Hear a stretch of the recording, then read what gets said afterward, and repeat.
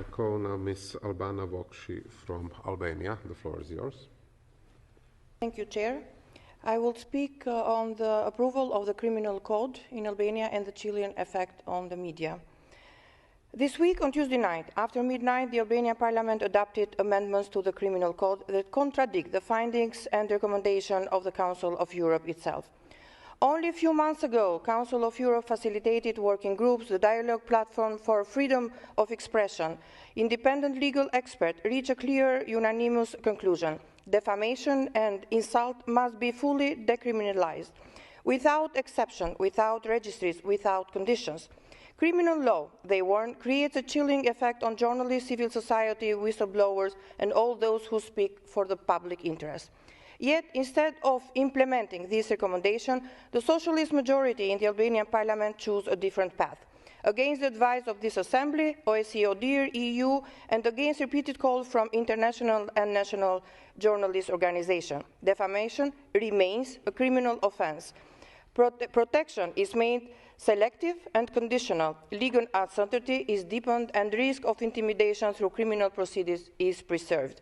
As we speak, 77 journalists in Albania face criminal defamation charges by ministers, mayors, by former prosecutors and judges dismissed through vetting process. This is a threat to freedom of expression and to journalist safety. European standards are unequivocal. Defamation and insult must be addressed, if at all, only through proportionate civil law. It is a direct deviation from the Council of Europe's standard, from Article 10 of the European Convention of Human Rights, and from this Assembly's long-standing position that criminal law must never be used to regulate public debate.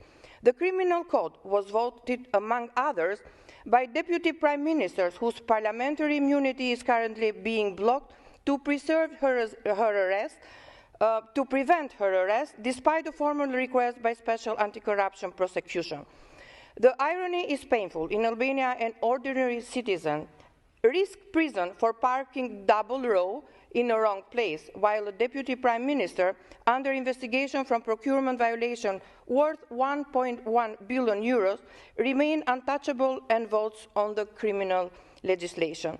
6 weeks, Albanian Parliament has deliberately refused to examine SPAK's request. Lift immunity of Ms. Balluku. Meetings were cancelled, agendas suppressed, deadlines invented, and even an entirely unrelated constitutional court request was used as a pretext for delay. This has never happened before since the justice reform. At the same time, Parliament rushed after midnight to approve a criminal code that tightens criminal pressure on speech and citizens, and while shielding power from accountability. This is not just hypocrisy.